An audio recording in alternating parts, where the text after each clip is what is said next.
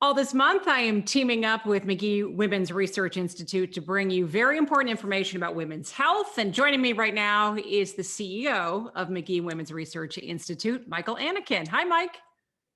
Hi, Susan. How are you? I am fantastic. I'm so glad that we are doing this because women's health is near and dear to my heart, and it's so important. And I wanted to ask you if you could describe Magee-Womens Research Institute in one sentence, what would you say? Oh, you know that one's difficult, right?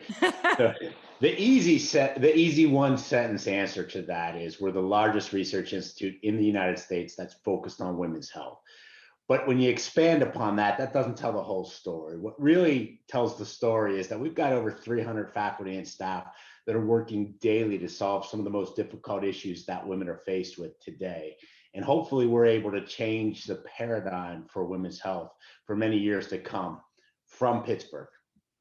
And I think that's what's so crucial is you guys are in Oakland in Pittsburgh and you do this research that is changing women's lives around the world.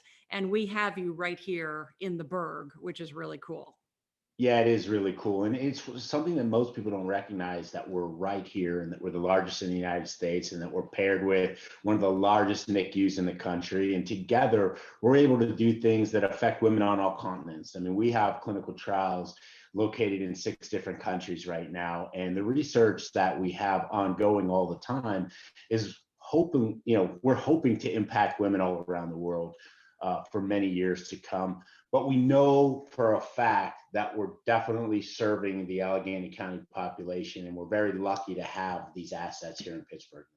And can you give us some specifics on some of the research that's going on right now? Yeah, so Susan, we take that 9 to 90 approach, right? We really look at the 9 months we spend in utero and we say, well, what can that do to affect the next 90 years of health and wellness? So while we're looking very heavily at that gestational period and how we can impact someone's life, we also want to know what signals that's sending to both the mother and baby about what their future looks like.